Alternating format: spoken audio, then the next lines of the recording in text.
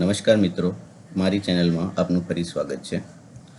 આજે આપણે જોઈશું કે ડીએસસી એનરોલ કરવા માટે કયા સોફ્ટવેરની જરૂરિયાત પડે છે અને જે કોઈ પણ કોમ્પ્યુટરની અંદર જ્યારે આપણે ડીએસસી એનરોલ કરીએ અથવા તો જ્યારે આપણે ડીએસસીથી પેમેન્ટ કરવાનું આવે છે ડિજિટલ સિગ્નેચર દ્વારા, ત્યારે એ સોફ્ટવેર એ કોમ્પ્યુટરની અંદર હોવા જોઈએ। એના સિવાય તમે ડીએસસી દ્વારા કોઈપણ પ્રકારનું પેમેન્ટ કરી શકશો નહીં।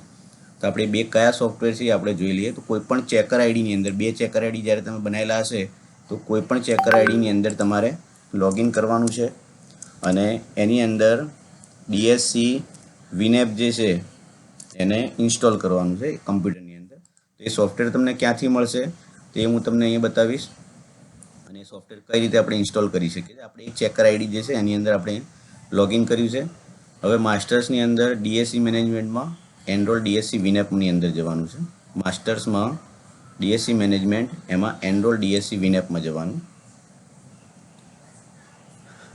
એની અંદર જતાં જ અહીંયા ઉપર ડાઉનલોડ ડીએસસી વિન્ડોઝ એપ્લિકેશન તમને જોવા મળશે। અહીંયાથી ક્લિક કરવાથી તમે એને અહીંયાથી તમે એને ડાઉનલોડ કરી શકશો। ડાઉનલોડ કર્યા બાદ તમારા કમ્પ્યુટરની અંદર ડાઉનલોડ ફોલ્ડરની અંદર એ આવી જશે। એ ઝીપ ફાઇલમાં હશે તો એને સૌપ્રથમ આપણે એક્સટ્રેક્ટ કરવી પડશે। આવી રીતે ડીએસસી યુટિલિટી 2024 આ લખ્યું જેવી એ પ્રમાણેની ઝીપ ફાઇલ આવશે।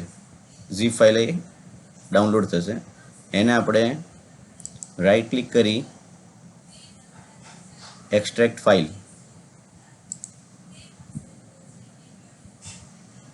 જ્યારે પણ કોઈ કોમ્પ્યુટરની અંદર જ્યારે આપણે ડીએસસી દ્વારા પેમેન્ટ કરવાનું હોય તો એ કોમ્પ્યુટરની અંદર આ સોફ્ટવેર હોવું જરૂરી છે।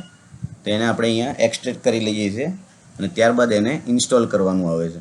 આપણે અહીંયા એક્સટ્રેક્ટ કરીએ એટલે એક ફોલ્ડરના રૂપમાં એ અહીંયા બતાવશે ડાઉનલોડની અંદર અને એને આપણે ઓપન કરીશું ત્યારે એક સેટઅપ નામની એક ફાઇલ હશે, એને આપણે રન કરવાની છે।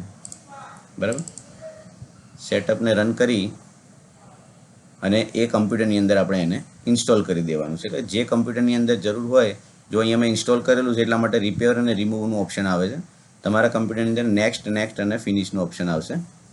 બરાબર, તો જ્યારે પણ આ ઇન્સ્ટોલ કરવાનું આવે ત્યારે એને ઝીપ ફાઇલને પહેલાં અનઝીપ કરવાની આવશે અને આ રીતે પૂરી પ્રોસેસ થવા દઈ અને જો આમાં ક્યાં અટકતા હોય તો અહીંયા જુઓ પ્લીઝ વેટ અહીંયા આવ્યું, એના પછી એક ઓપ્શન બીજું અહીંયા આવી ગયું છે, તમને દેખાશે।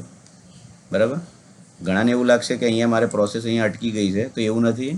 અહીંયા સાઈડમાં એક નીચે બીજું એક ટેબ ખુલી જશે અને એની અંદર લખેલું છે કે તમારું મશીન જે છે રિબૂટ કરો, please save your work and close all applications.